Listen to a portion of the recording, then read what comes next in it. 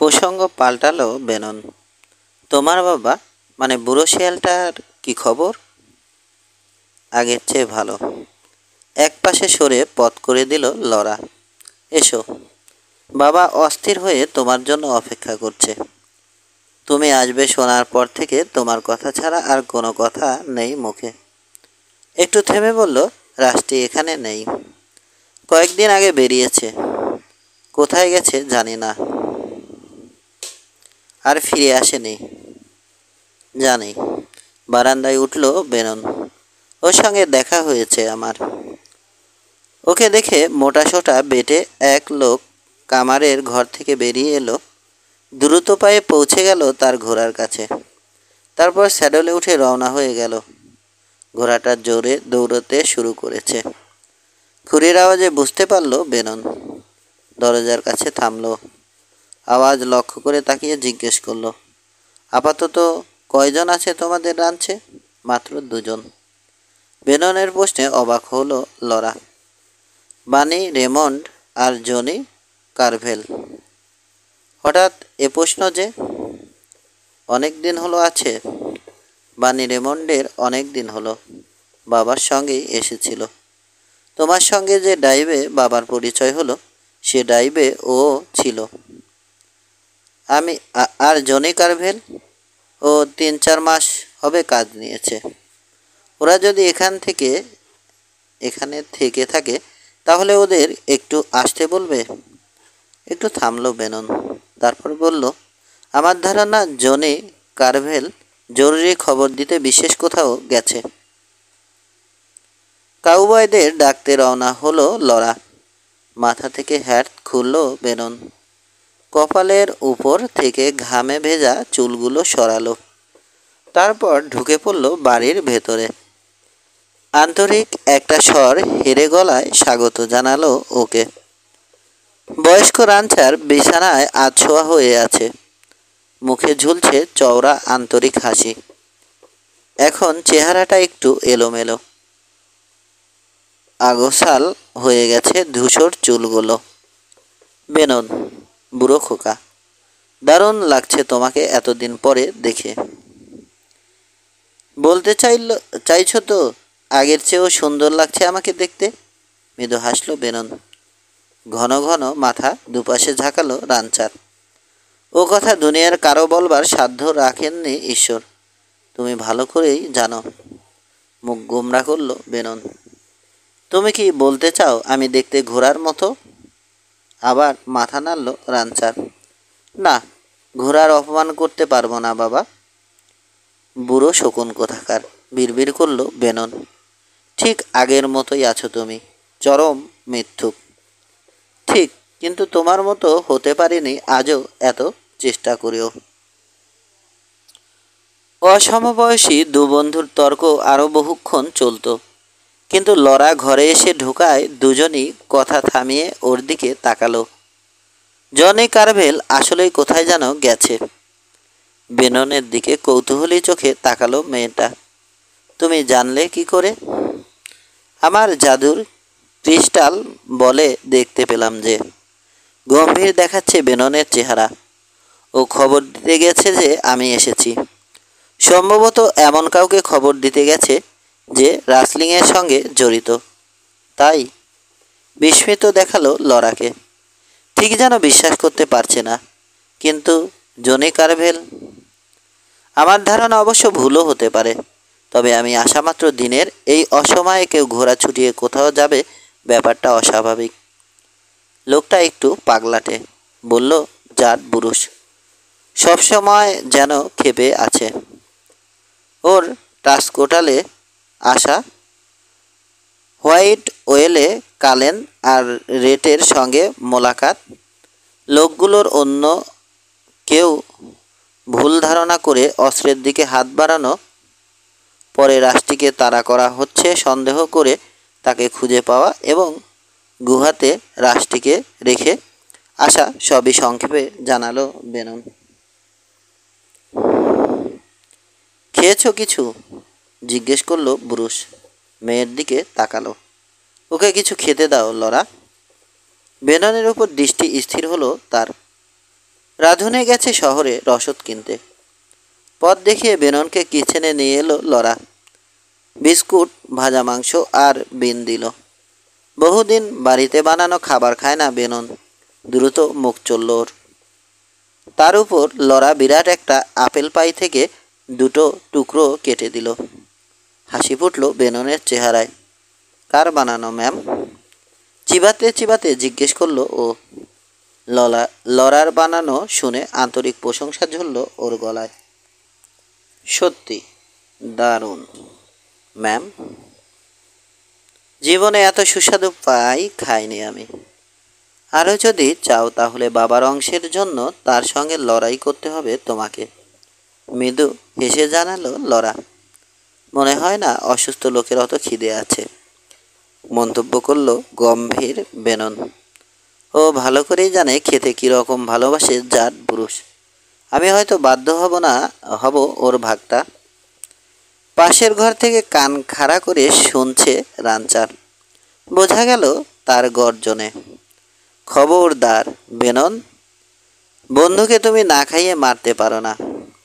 খাওয়ার পালা চোকার পরে রাঞ্চারের পাশে বিছানায় বসলো বেনন।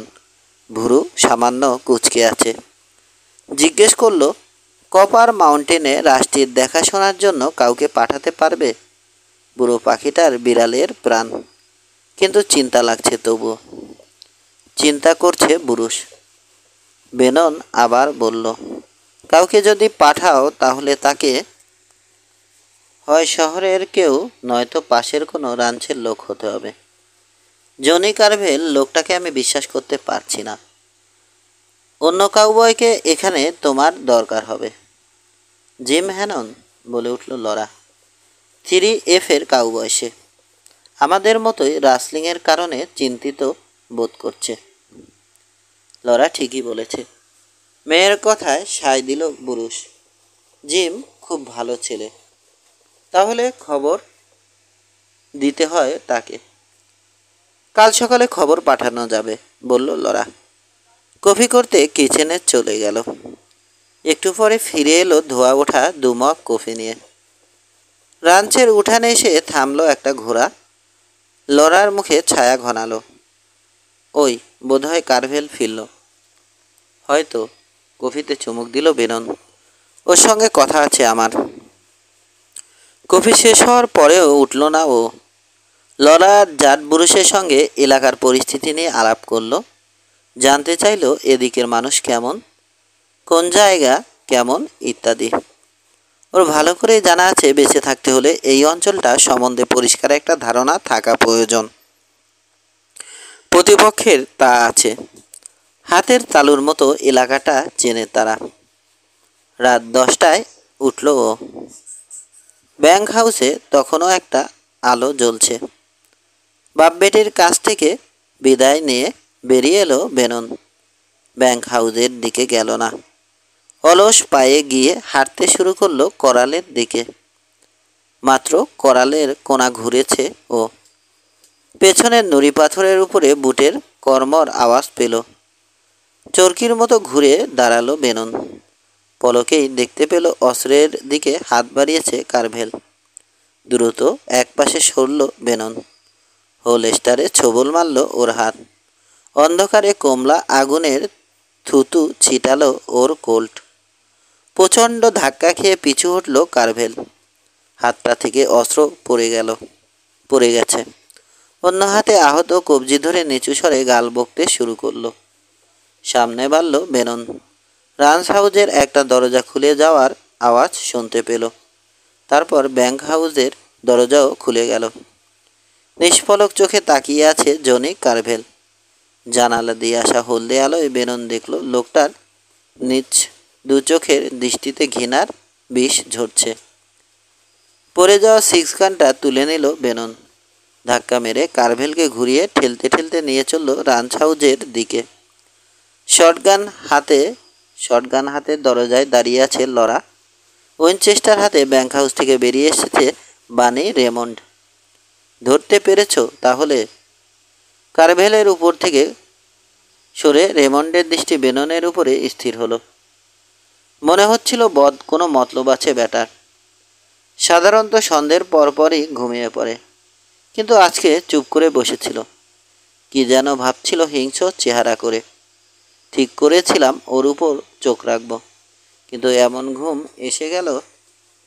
ঘরের ভেতরে চলে যাও লরা, শান্ত নিচু গলায় বলল বেনন। আমাদের একটা অপছন্দের কাজ শেষ করতে হবে।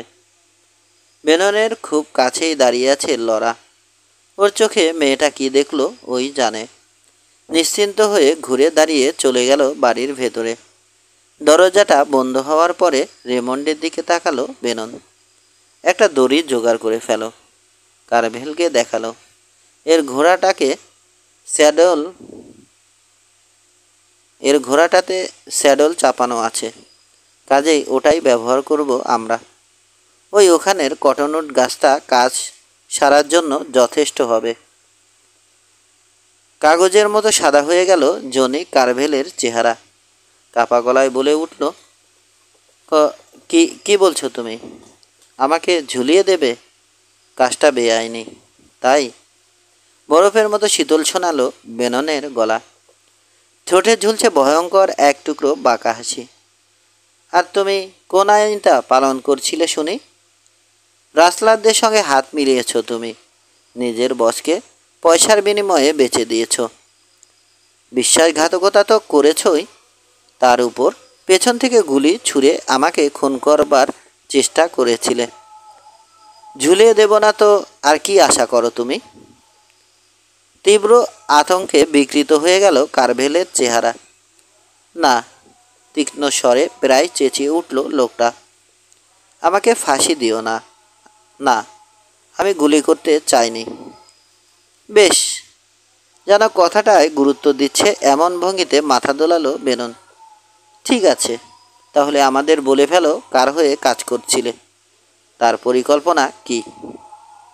ওরা আমাকে খুন করে ফেলবে, ভাঙা গলায় প্রতিবাদের চেষ্টা করলো কারভেল। আচ্ছা। ভয়ঙ্কর শীতল হাসিটা প্রসারিত হলো বেননের। তাহলে ওদের বদলে আমাদের হাতেই মরতে চাও? ওরা হয়তো তোমাকে গুলি করে মারবে, কিন্তু আমার ভদ্রলোকের এক কথা, মুখ যদি না খোলো তো তোমাকে আমি ফাঁসিতে ঝোলাবই। দ্বিধার ছাপ ফুটে উঠল লোকটার চেহারায়। বোঝা যায় উদ্ধার পাবার জন্য হন্য হয়ে পথ খুঁজছে। কিন্তু বেনন বা রেমন্ডের চেহারা তাকে সিদ্ধান্ত নিতে সাহায্য করল। বানি রেমন্ড কখনোই তাকে পছন্দ করেনি। সন্দেহের চোখে দেখেছে, আর রক বেনন। ঠিক আছে, কর্কশ হারমানা ঘরঘরে গলায় হরবর করে উঠল কারভেল। আসলে রাসলাররা, চট করে তার চেহারায় বুদ্ধির ছাপ দেখা গেল। ওরা আসলে হাওয়ার্ডরা। রাসলাররা আর কি? তারাই তোমার বন্ধু রাস্টি ফেরিসকে খুন করার চেষ্টা করেছিল। তোমাকেও মেরে ফেলতে চায়, তবে কাজটা আমাকে করতে বলেনি। এবার সত্যি কথা বলতে পেরে স্বস্তির ছাপ পড়ল তার গলায়। কাজটা আমি নিজে থেকেই করব ঠিক করেছিলাম। হাওয়ার্ডরা? কারভেলের চেহারার দিকে তাকিয়ে আছে বেনন। লোকটার চোখ দুটো আরও ভালো করে দেখার চেষ্টা করছে। বলা মুশকিল লোকটা সত্যি বলছে কি মিথ্যে, তবে শুনে মনে হচ্ছে মিথ্যে। ঠিক বলছো তো?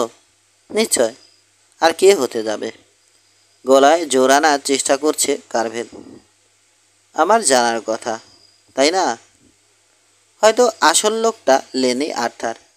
নরম শান্ত গলায় বলল বেনন।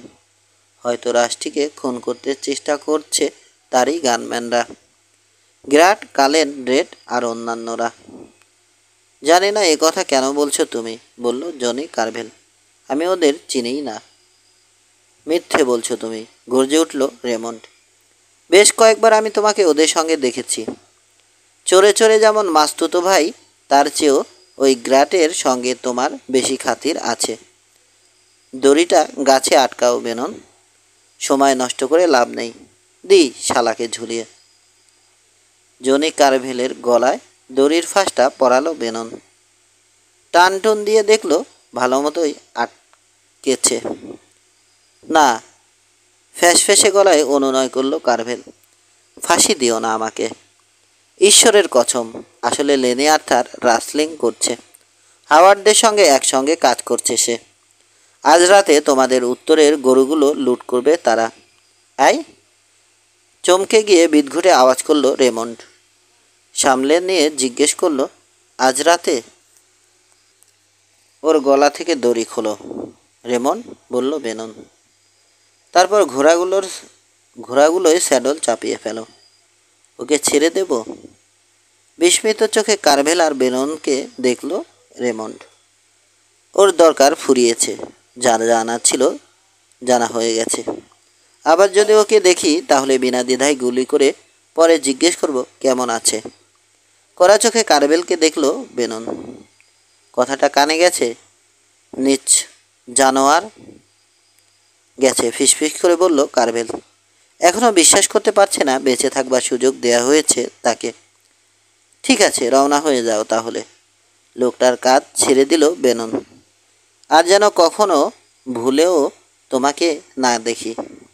দেখবে না, ঈশ্বরের শপথ। লাফ দিয়ে মোটা একটা ময়দার বস্তার মতো স্যাডলে চড়ে বসলো কারভেল। তীরের গতিতে ঘোড়া ছুটিয়ে দিল। মুহূর্তে মিশে গেল অন্ধকারে। দ্রুত দূরে মিলিয়ে গেল তার ঘোড়ার খুরের শব্দ।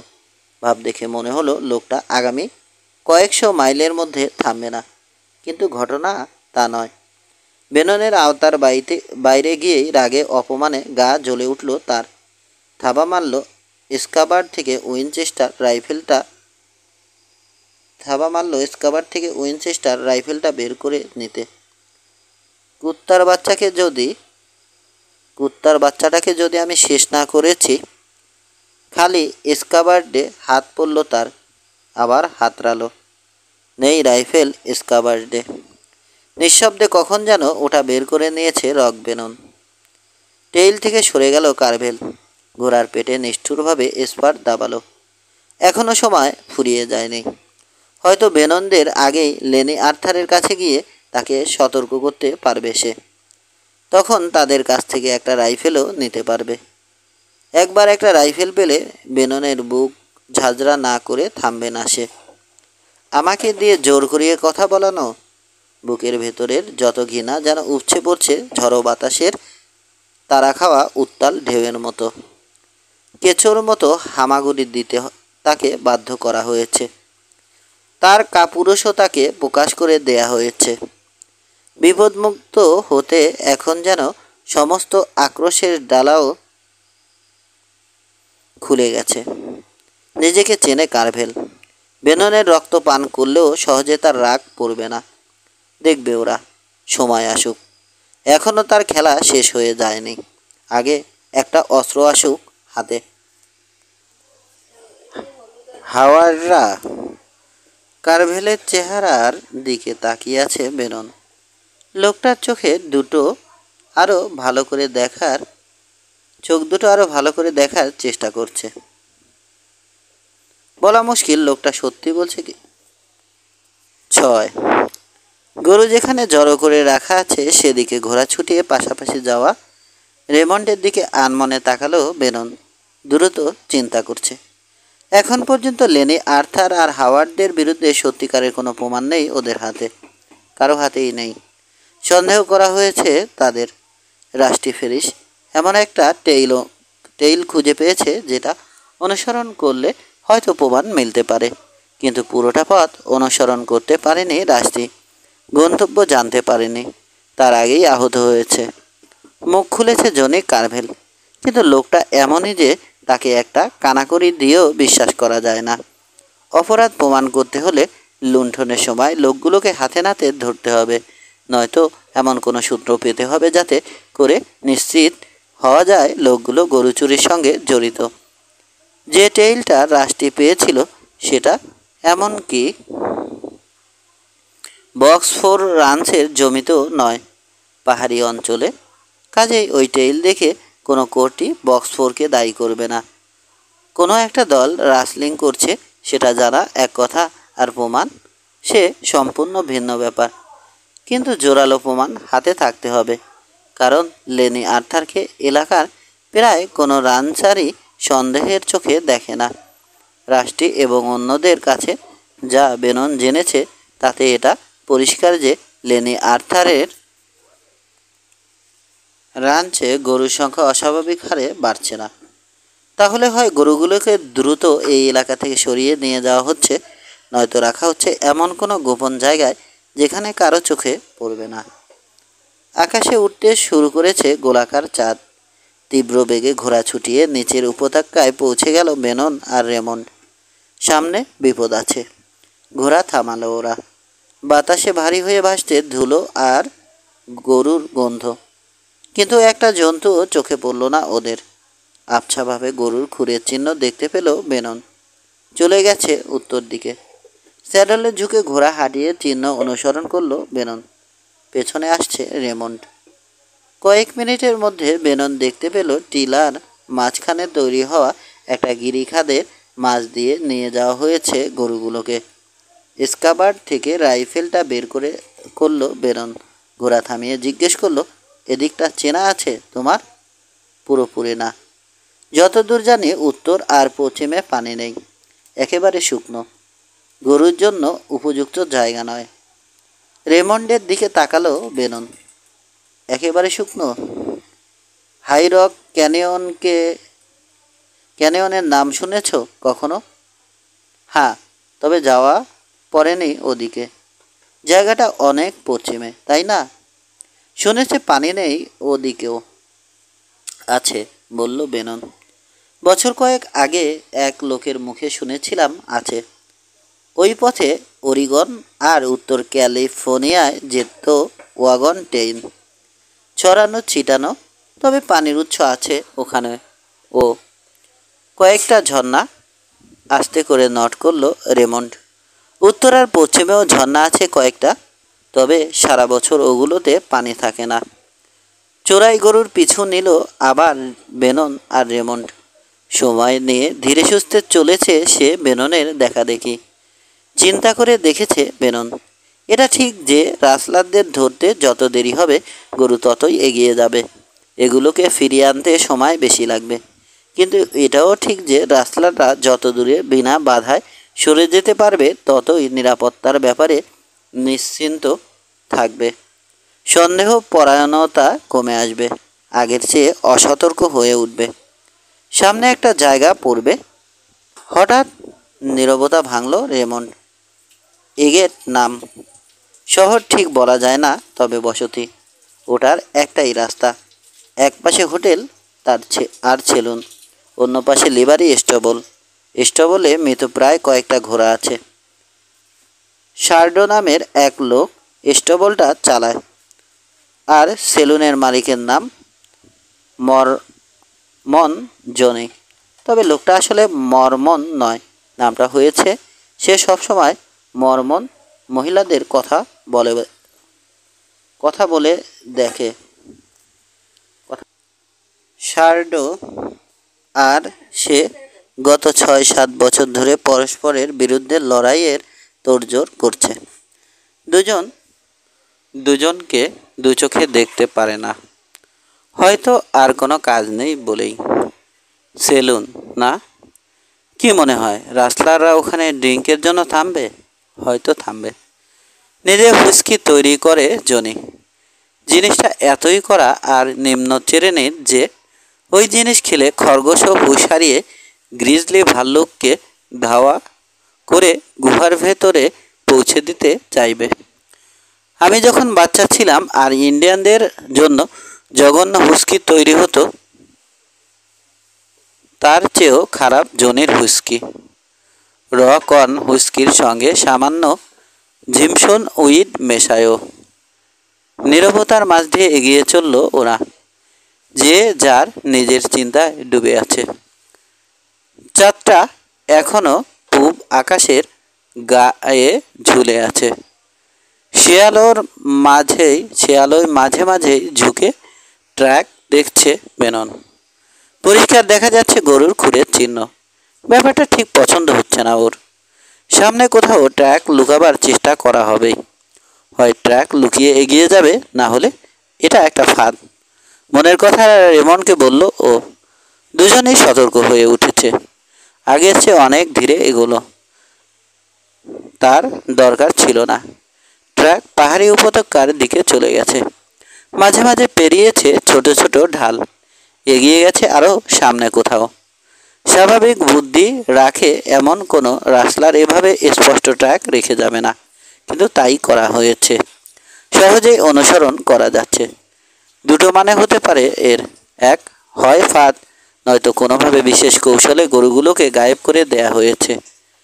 চাঁদ ডোবার আগে গরুর ট্র্যাক হারিয়ে গেল। অন্ধকারে খুঁজতে সায় দিল না বেননের মন। ও বলল, আপাতত বিশ্রাম নেওয়া যাক, এখানে ক্যাম্প করব আমরা, কাল সকালে আবার রওনা দেয়া যাবে। ক্যাম্প করলো ওরা। ভোর হওয়ার পরে আবার যাত্রা শুরু করলো। সামনে ট্র্যাকের চিহ্ন মাত্র নেই। টেইলের দুপাশে সরে খুঁজে দেখলো ওরা। ব্যর্থ হতে হলো। যে গরুর পালটাকে ওরা অনুসরণ করে এসেছে সেটা যেন বাতাসে মিলিয়ে গেছে। একটা কাজই এখন করবার আছে। সিদ্ধান্তে পৌঁছলো বেনন। ফিরে যেতে হবে, খুঁজে বের করতে হবে ঠিক কোথা থেকে চিহ্ন অদৃশ্য হয়েছে। 7 মাইল পেছনে এসে আবার গরুর চিহ্ন পেল ওরা। তারপরও বোঝা গেল না গরুর পাল কোথায়। হয় একটা দুটো করে গরু মরুভূমিতে সরিয়ে নিয়ে যাওয়া হয়েছে, নয়তো মিশে গেছে বাতাসে। মরুভূমির বালু শক্ত নয়, পাথর কাকর পড়ে আছে অজস্র। ওগুলো ঢেকে রেখেছে শুকনো চেহারার ঝোপ আর কাঁটাওয়ালা ছোট ক্যাকটাসের দল। ঝোপ আর ক্যাকটাস যথেষ্ট নরম, জন্মেছেও ঘন হয়ে। সহজেই ঢেকে দিয়েছে গরুর খুরের দাগ। বালু আর ঝোপঝাড়ের যে অবস্থা, তাতে সামান্য বাতাসও ছাপ মুছে দিতে যথেষ্ট। ঘোড়া থামিয়ে হতাশ চেহারায় মরুভূমি দেখল বানে রেমন্ড। আঙুল তাক করল পেছনে। 1 ঘন্টাও হয়নি ওদিক দিয়ে এসেছি আমরা, বেনন। এরই মধ্যে ট্র্যাক মুছে গেছে। ঘাসের ডগা দুলবে এমন সামান্য বাতাসও এখানে মুছে যাবে ট্র্যাক। গরুর পাল মরুভূমিতে নিয়ে যাওয়া হয়েছে। তারপর কোথায় তা সেফ ঈশ্বর বলতে পারেন। রুক্ষ প্রান্তরের শেষে পাহাড়ের সারির দিকে চোখ সরু করে তাকালো বেনন। গরুগুলোকে হয়তো পাহাড়ি এলাকায় নিয়ে যাওয়া হয়েছে, কিন্তু পাহাড়ের কোথায়? উত্তরে 70-80 মাইল পর্যন্ত গেছে পাহাড়। গরুগুলোকে কত দূরে নিয়ে যাওয়া হবে কে জানে। তবে নির্দিষ্ট একটা দূরত্বের বেশি যাবে না, এটা নিশ্চিত। তৃষ্ণায় মরবার আগে বড়জোর 20 মাইল যেতে পারবে ওগুলো। তুমি বরং ফিরে যাও বানি, চিন্তা শেষে বলল বেনন। হয়তো অনেক দেরি হবে আমার ফিরতে। রাঞ্চে ফিরে গিয়ে জানিও আমি কোথায় গেছি, আর কেউ যেন না জানে। আমি আপাতত যাব এ গেটে। টেইল খুঁজে পাই আর না পাই, আগামী পরশু আমাকে এ গেটে পাবে। যদি কোনো খবর থাকে তাহলে কাউকে ওখানে পাঠিয়ে দিও। মনে হচ্ছে না আপাতত কোনো সাহায্য দরকার পড়বে আমার, কিন্তু রাঞ্চে হয়তো সত্যি তোমাকে প্রয়োজন হবে। দ্বিধায় পড়ে গেল বানি রেমন্ড। বিড়বিড় করে অভিশাপ দিল রাসলারদের। জাহান্নামে যাক হারামজাদারা। বেনন, রাসলারদের সঙ্গে শোডাউনের সময় আমি থাকতে চাই, সেজন্যই এত দূরে এসেছি। কিন্তু ঠিক আছে, তোমার কথাই শুনছি। ব্রুসের হয়তো সত্যিই দরকার পড়বে আমাকে। এমনিতেই রাঞ্চে লোক কম। কাউবয় চলে যাওয়ার পরে ঘোড়ায় বসে পরিস্থিতি গভীরভাবে বিশ্লেষণ করল বেনন। গরুর পাল হয়তো সত্যিই মরুভূমিতে নিয়ে যাওয়া হয়েছে। তারপর কিছু দূর এগিয়ে ফিরে গেছে যেদিক থেকে এসেছিল। সেই সম্ভাবনাটা মরুভূমি পেরোনোর আগে যাচাই করে দেখা দরকার। মরুভূমির কিনারা ধরে এগোলো ও অনুভব করছে টেইল থাকুক কি ট্রাক, অথবা নাই থাকুক, হয়তো রাসলারদের কয়েকজন এগেটে যাবে। সেক্ষেত্রে তাদের খবর পাওয়া যাবে ওখানে। এদিকে ততক্ষণে ওর জানা হয়ে যাবে মরুভূমি থেকে গরুগুলোকে বের করে আনা হয়েছে কিনা। খুবই রুক্ষ অঞ্চল এটা। পূবে গাছের সারি ক্রমেই পাতলা হয়ে গেছে। ঝোপঝাড়ের কথা বাদ দিলে বেশিরভাগ পাহাড়ই ন্যাড়া, কিন্তু লুকাবার জায়গার অভাব নেই ওখানে। আরও পশ্চিমে হাইরক ক্যানিয়ন এলাকায় পানিয়ার ঘাস দুটোই আছে। লেনে আর্থার বা জিলেম হাওয়ার্ড যেই গরু সরিয়ে থাকুক, ওই রুক্ষ এলাকায় কারো চোখে ধরা না পড়েই মাসের পর মাস গরু লুকিয়ে রাখতে পারবে। গরুর খুরের দাগ মরুভূমি থেকে আর বের হয়নি, কিন্তু এগেটের বাড়িঘরের আকৃতি স্পষ্ট হতে একাকী এক অশ্বারোহী বালির রাজ্য থেকে বেরিয়ে এসে শহরের দিকে এগোলো। গতি কমালো বেনন, সময় নিচ্ছে। আরোহী হয়তো এমন কেউ যাকে ও চেনে না, পরস্পরকে ওরা দেখেনি আগে কখনো, কিন্তু তা নাও হতে পারে। ঠিক করলো প্রথমে থামবে লিভারি স্টপলে, তারপর যাবে সেলুনে। পশ্চিমের সেলুনগুলো খবর আদান প্রদানের প্রধান আখড়া। শুধু ড্রিঙ্ক করতেই লোকে আসে না এখানে। পুরুষদের সামাজিকতায় গুরুত্বপূর্ণ অবস্থান পালন করে সেলুনগুলো। টেইলের সব রকম খবর চালাচালি হয় এখানে। গরুর খবর থেকে শুরু করে কে কার মেয়েকে ভাগিয়ে নিয়ে গেল, কোনো খবরই বাদ পড়ে না। সেলুন একই সঙ্গে রিসেপশন রুম, সামাজিক ক্লাব আর তথ্যের উৎস। আগে হোক পরে হোক সব খবরই আলাপের বিষয়বস্তু হয় সেলুনে। যদি কোনো লোকের সময় এবং ধৈর্য থাকে তাহলে প্রয়োজনীয় খবর জানতে তাকে বেশি কিছু করতে হবে না, চুপচাপ লোকের কথা শুনে গেলেই চলবে। নিয়মটা ভালো করেই জানা আছে বেননের। কাজেই আগন্তুক আরোহী যদি রাসলারদের কেউ হয়ে থাকে তাহলে তথ্যটা জানতে বেশিক্ষণ ওর এগেটের সেলুনে সময় কাটাতে হবে না। রোদে পুড়ে বৃষ্টিতে ভিজে লাল রং করা স্টবলের অবস্থা জীর্ণ। ওটার ছাদের মাঝখানটা উঁচু, দুপাশে উইং এ প্রায় সমতল ছাদ। দেখলে মনে হয় যে কোনো সময়ে কাঠামোটা ভেঙে পড়বে। স্টবলের বিরাট খোলা দরজাটা পেরিয়ে একপাশে ছোট্ট অফিস, তার জানালা দুটো দিয়ে লণ্ঠনের আলো আসছে। ভেতরে ঢুকলো বেনন। কঠোর চেহারার চিকন এক বৃদ্ধ বসে আছে টেবিলের ওপাশে, মুখের পাইপ থেকে ধোঁয়া উঠছে। বাণীরেমন যা বলেছে তাতে বেনন বুঝতে পারল এ লোকই শার্ডো। গম্ভীর চোখে দৃষ্টিতে বেননকে দেখল সে। এক নজর ওর ঘোড়াটা দেখল, তারপর দৃষ্টি আবার স্থির হলো বেননের উপর। খালি স্টল আর ভুট্টার দানা হবে ঘোড়ার জন্য?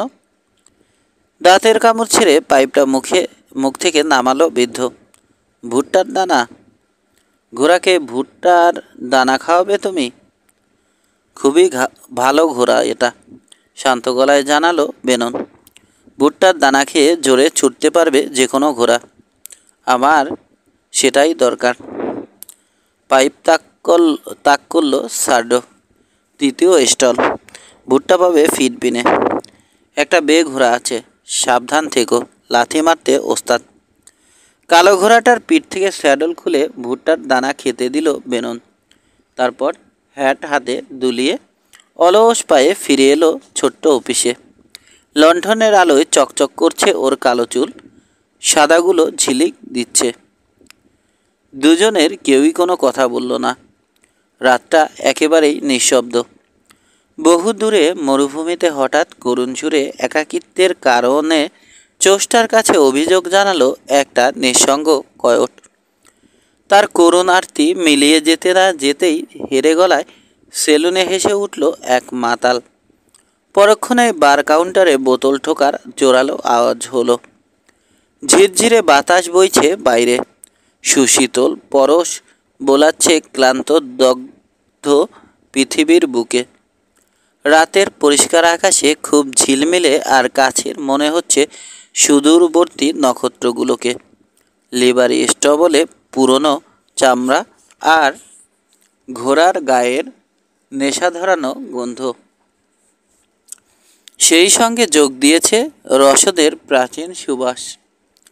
দূর দিগান্তে কালো একটা রেখার মতো দেখাচ্ছে পাহাড় চেয়ে নেই। রাতের আধার গাঢ় হয়েছে আরও। হ্যাট টেনে দেয়ায় বৃদ্ধের মুখটা এখন আর দেখা যাচ্ছে না।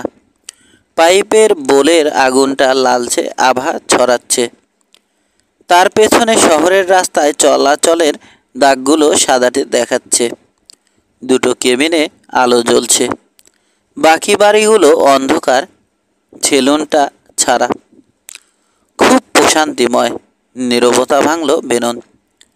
মাঝে মাঝে বিশ্রাম জুটলে ভালোই লাগে। পাইপে টান দিয়ে ঘোত করে সায় দিল শার্ট। পাইপটা নিভে গেছে। একটা কাঠি জেলে নতুন করে আগুন ধরিয়ে নিল তামাকে। প্রচুর লোক আসে এখানে? জিজ্ঞেস করলো বেনন। আগের চেয়ে অস্ফুট একটা ঘোত জবাব দিল বেননের প্রশ্নের। এবার বেনন সিদ্ধান্ত নিল কৌশল পাল্টাতে হবে।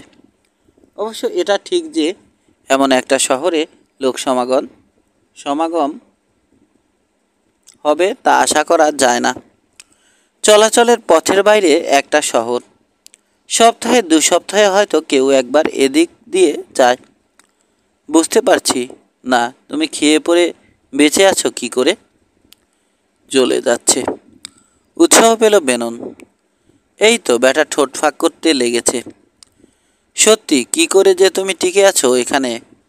পয়সা খরচ করবার লোকই তো নেই এ শহরে। বাজি ধরে বলতে পারি এখন ওই সেলুনে 5 জন খদ্দেরও নেই। আরও বাজি ধরবো আমি। পরিষ্কার কথা আমার, যারা আছে তারা এই শহরের লোকই হবে। হ্যাটের নিচ দিয়ে বেননের দিকে তাকালো বৃদ্ধ। কচু আন্দাজ করেছো তুমি। এখন সেলুনে 8 জন লোক আছে, তাদের 3 জনই শহরের। তার মানে শহরের লোক আছে মাত্র 3 জন? মনে মনে হাসলো বেনন। বাকি 5 জনই বাইরের। খসখসে দাড়িতে হাত বোলালো শার্ডো। বাইরের লোকদের ব্যাপারে আমি কিছু বলিনি তোমাকে। লোকগুলো অপরিচিত নয়, তবে শহরে থাকে না। ক্রিস হাওয়ার্ডের একটা রাঞ্চ আছে পাহাড়ের কোথাও। তার সঙ্গে এসেছে 2 জন রাইডার। বাকিরা কি করে তা আমি কাউকে বলবো না। চিন্তিত ভঙ্গিতে দাড়ি চুলকালো বেনন। মনটা আবারও খারাপ হয়ে গেল পাকা দাড়িগুলোর কথা মনে পড়ায়। দুঃখটা মন থেকে ঝেড়ে ফেলে চিন্তা শুরু করলো। তাহলে ক্রিস হাওয়ার্ড সেলুনে উপস্থিত লোকদের একজন, অন্যরা তার বন্ধু বা সহকর্মী। খুবই সম্ভব যে এরা গরুর পালটা তাড়িয়ে নিয়ে গেছে। এখানে এসেছে অবসরে একটু মদ খেয়ে ফুর্তি করতে। আবার ফিরে যাবে তারা চোরাই গরুর পালের কাছে। তার মানে খুব বেশি লোকও যদি এখন গরু পাহারায় থাকে তাহলে আছে বড় জোর 3 জন। লেনি আর্থারের লোকসংখ্যা সর্বসাকুল্যে 6 জন। হাওয়ার্ডরা 7 জন। সব মিলিয়ে 13 জন লোক। এদের বেশ কয়েকজনকে রাঞ্চে দরকার হবে। কয়েকজন ব্যস্ত আছে রাশটিকে খুঁজতে। আন্দাজ করা যায় 8 জন লোক গরুর পাল সরিয়েছে। তাদের 5 জন এখন এ গেটে। সেলুনের বাতির দিকে তাকিয়ে চিন্তা করে চলল বেনন। সেলুনে ঢুকতে দ্বিধা হচ্ছে, কিন্তু এটাও ঠিক যে লোকগুলো সম্ভবত ওর ঘোড়ার আওয়াজ পেয়েছে। এখনও সেলুনে না ঢুকলে রাসলারদের সন্দেহ হতে পারে। পাইপ ঢুকে ছাই ঝাড়ল শার্ডো। তারপর পাইপে আবার নতুন করে তামাক ভরল। আর চোখে লোকটাকে দেখল বেনন। আন্দাজ করতে চেষ্টা করলো কট্টর বুড়োর মুখ থেকে কতটা ও বের করতে পারবে। এতক্ষণে ওর মাথায় এসেছে কি পদ্ধতি অবলম্বন করে লোকটাকে কথা বলাতে হবে। অনেক দিন আগে শুরু করলো বেনন। তখন আমি কিশোর। টেড্রু নামের এক লোকের কাছে শুনেছিলাম এদিকে একটা উপত্যকা আছে যেখানে পানি আছে অফুরন্ত, ঘাসেরও অভাব নেই। কিন্তু আজ এতদিন পরে এখানে রান্স করতে এসে মনে হচ্ছে লোকটা ভুল বলেছিল। বাজি ধরে বলতে পারি শহরের বাইরে আশেপাশে ধারে কাছে কোথাও 1 ফোঁটা পানিও নেই। খালি ফটফট। ধীরে সুস্থে মুখ থেকে পাইপ সরিয়ে ঘরঘরে গলায় বলল শার্ডো বুড়ো। খালি খালি বাজি দিয়ে ধরতে চাও? সত্যি যদি বাজি ধরতে তো বহু আগেই ফতুর হয়ে যেতে। ভালো মতো চিনতাম আমি টেড্রুকে। এই এলাকা ছিল ওর হাতের তালুর মতো চেনা, প্রায় আমার মতোই চিনত। সত্যি কথাই বলেছিল ও। ধুর, অবিশ্বাসের ভঙ্গি নিলেও বেননের গলা নরম। সত্যি? তা কি করে হয়? চারপাশে ঘুরে তো কালো বালি আর ন্যাড়া পাহাড় ছাড়া অন্য কিছু চোখে পড়ল না। পানির চিহ্ন মাত্র নেই। সোজা উপকূলে যেতে হবে, তাহলে যদি পানি পাওয়া যায়, কিন্তু সেটাও লবণাক্ত। হা! স্পষ্ট তাচ্ছিল্য ঝরল বুড়োর গলায়। অবজ্ঞার দৃষ্টিতে হ্যাটের তলা দিয়ে বেননের দিকে তাকালো। কচু জানো, আমি অন্তত 50টা ওয়াটার হোলের কথা বলতে পারি যেখানে সারা বছর পানি পাওয়া যাবে। লেকও আছে কয়েকটা। চেয়ারে আরও হেলান দিয়ে আয়েশ করে বসলো শার্ডো। পাইপে টান দেয়ায় চিবুকে লালচে আভা পড়ল। সেলুনে জোরে হেসে উঠল কে যেন। দূরের একটা পাহাড় চূড়োর দিকে আঙুল তাক করল বৃদ্ধ। ওই ওখানে পাহাড় চূড়ার গোড়ায় আছে একটা ওয়াটার হোল। পশ্চিমে গরম পানির ঝর্ণার অভাব নেই কোনো। ওদিকে একটা আস্ত সেকশন আছে যেখানে আস্তে হাঁটতে হবে, না হলে কি হবে জানো? তলিয়ে যাবে। পুরো এলাকার নিচ দিয়ে বয়ে যাচ্ছে বিরাট একটা গরম পানির ঝর্ণা। পানি এতই গরম যে ওতে পড়ে গেলে ঝলসে যেতে হবে। হাইরকে পানির অভাব নেই। লিটল হাইরকেও পানি আছে। ওখানে সামিট লেকের মতো সুন্দর লেক তুমি জীবনেও দেখনি। বাজি ধরে বলতে পারি, আর জিতবো নিশ্চিত। না হলে তোমার মতো খামোখা বাজি ধরার বোকামো করি না আমি। আরও একটু পশ্চিমে যাও, পাবে মেসাকার লেক। বছরের এ সময়ে অবশ্য প্রায়ই শুকনো থাকে ওটা। এলাকাটা ইন্ডিয়ানদের। এখনও অনেক মডক বাস করে। ওদিক দিয়ে গিয়েছিল জেসি আপল গেট। ল্যাসেনও ওই একই পথে যায়। অনেক খনিও আছে ওদিকে। এই আমি। বুকে পাইপের গোড়া ঠুকলো বুড়ো। এই আমিই তো জীবনের বেশিরভাগটা ওই এলাকা ঘুরে প্রসপেক্টিং করে বেরিয়েছি। টেড্রু ওখানে এসেছিল তরুণ বয়সে। ও যা বলেছে ভুল বলেনি। তাহলে বোধ হয় আমারই ভুল ধারণা। পা বদল করল বেনন। অনেক ধন্যবাদ তোমাকে, সত্যি খুব উপকার করলে। এত কিছু জানতে হলে অন্তত কয়েক বছর ঘুরে বেড়াতে হতো আমাকে। ভালো লাগলো এমন একজনের সঙ্গে কথা বলতে পেরে যে সত্যি জ্ঞান রাখে কী ব্যাপারে কথা বলছে। একটু থামলো, তারপর নরম গলায় প্রায় অনুমতি প্রার্থনার সুরে বলল, যাই তাহলে, একটু সেলুনে ঘুরে আসি। যুবকের সশ্রদ্ধ আচরণে খানিকটা নরম হয়েছে কট্টর বুড়ো। প্রায় কোমল চোখেই বেননের দিকে তাকালো সে। মুখ থেকে পাইপ সরিয়ে বলল, ওখানে সাবধানে থেকো। ভেতরে যারা আছে তাদের কয়েকজন বদরাগী আর ঝামেলা পাকাতে ওস্তাদ। তাদের মধ্যে ক্রিস হাওয়ার্ডই অস্ত্রে সবচেয়ে চালু নয়। 7 ধীর পায়ে রাস্তা পেরিয়ে সেলুনের দিকে চলল বেনন। সুইং ডোর ঠেলে ভেতরে ঢুকলো। ঝট করে ঘুরে ওর দিকে তাকালো উপস্থিত সব কয়জন। সেলুনের পরিবেশটা কেমন যেন আড়ষ্ট, অস্বাভাবিক। কঠোর চেহারার লোকগুলোর পরনে রেঞ্জের উপযোগী কম দামি পোশাক, প্রত্যেকে সশস্ত্র। নিজ চেহারার কয়েকজন উরুতে নিচু করে বেঁধে রেখেছে জোড়া 6 গান। দাঁড়িয়ে আছে সবাই। সবার মাথার উপর আধা হাত উঁচুতে দেখা যাচ্ছে জন মরমন জনের মুক্তা। সবার মাথার দিয়ে পরস্পরের দিকে তাকালো ওরা। ওকে দেখে লোকটার চোখে হঠাৎ করেই আগ্রহের ছাপ দেখা দিয়েছে। লক্ষ্য করল বেনন। কালো খোঁচা খোঁচা দাড়ি, দানবের মতো দীর্ঘদেহী লোকটার চেহারায় ক্রুতার ছাপ। ভুরুজোড়া দেখলে টুথব্রাশের কথা মনে আসে। উপস্থিত অন্যরা ওকে দেখে কী ভাবছে আন্দাজ করতে ব্যর্থ হলো বেনন। বাড়ির সামনে গিয়ে দাঁড়ালো ও। অলস ভঙ্গিতে ঘরের চারপাশে নজর বোলালো। নিচু ছাদের লম্বা একটা ঘরে ছিলুন। দৈর্ঘ্যে যতটা তার 1/3 হবে পোস্তে। দরজার উল্টো পাশে লম্বা বার। মর্মন জনের উদ্দেশ্যে নট করল বেনন। হাউডি, মনে হয় তুমি মর্মন জন? হ্যাঁ। আগন্তুককে তীক্ষ্ণ দৃষ্টিতে মাপল দানব। কি লাগবে? আপাতত কিছু লাগবে না। পাশ দিয়ে যাচ্ছিলাম, হঠাৎ ছেলুনটা দেখে মনে হলো এক চক্কর মেরে যাই। একটু থামলো বেনন, তারপর বলল, তোমার বন্ধু সার্ডোর সঙ্গে কথা বলছিলাম সেলুনে ঢুকবার আগে। বন্ধু? গমগমে গলার হুঙ্কারে মনে হলো বোমার বিস্ফোরণ ঘটেছে। ওই বুড়ো শুয়োরটা, ওই ভেড়া পালকের বাচ্চা আমার বন্ধু? ভুল শুনেছ তুমি। তাই? নির্ভেজাল বিস্ময় বেননের চেহারায়। আশ্চর্য, তোমার ব্যাপারে অনেক কথা হলো, একটা খারাপ মন্তব্যও তো করেনি ও। ভারী চেহারার এক লোক দাঁড়িয়ে আছে বেননের কাছেই। কড়া চোখে বেননকে দেখছে সে।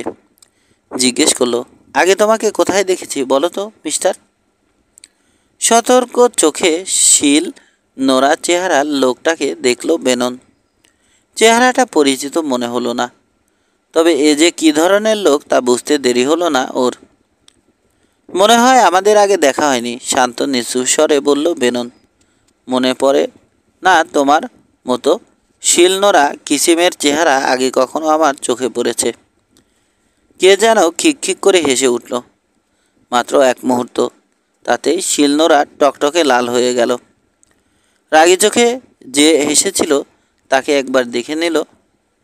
বারে ঝুঁকেছিল সে, খানিকটা সোজা হলো, ঘরে তিক্ত গলায় বলল, তোমাদের মতো ভবগুরের শেষ নেই এদিকে। ভালো করবে দ্রুত কেটে পড়লে, না হলে ব্যাপারটা তোমার স্বাস্থ্যের জন্য ভালো নাও হতে পারে। গম্ভীর চেহারায় পরোক্ষ হুমকিটা ভেবে দেখল বেনন। নীরবতা ভাঙল কিছুক্ষণ, এক দৃষ্টিতে দানবের চোখে তাকিয়ে। ভালো লাগছে জায়গাটা আমার। চলে যাব? আমি তো ভাবছি রয়ে যাব এখানেই, একটা রাঞ্চ দেব। অবশ্য আপাতত আমাকে যেতেই হবে। পশ্চিমে যাব, হাইরক এলাকায়। ওখানে রাঞ্চের জমি খুঁজে নেব। লোকটা ড্রিঙ্কে চুমুক দিতে হাত ওঠাচ্ছিল। ড্রিঙ্কে গ্লাস ধরা হাতটা থমকে গেল তার। বাড়ির দিকে তাকিয়ে আছে, কিন্তু অনুভব করছে উপস্থিত সব কজনের দৃষ্টি তার উপর আটকে গেছে। খুব খারাপ যে থাকবার কথা ভাবছো তুমি, এবার বলল সরু চেহারার একজন। কালো চোখ দুটো র্যাটল চেনেকের কথা মনে পড়িয়ে দেয়। লোকটার ডান গালে কুৎসিত একটা কাটা দাগ আছে। দেখলে মনে হয় প্রচণ্ড জোরে খামচি দিয়ে মাংস ফালা করে দেয়া হয়েছিল। এই এলাকা এড়িয়ে চলাই তোমার জন্য বুদ্ধিমানের কাজ হবে। কাজ ঝাঁকালো বেনন। হয়তো, কিন্তু বেড়া নেই এমন এলাকা আমার পছন্দ। শুনেছি পশ্চিমে পানি আর ঘাসেরও অভাব নেই। জমি এমনিই পড়ে আছে, শুধু দখল নেয়ার অপেক্ষা।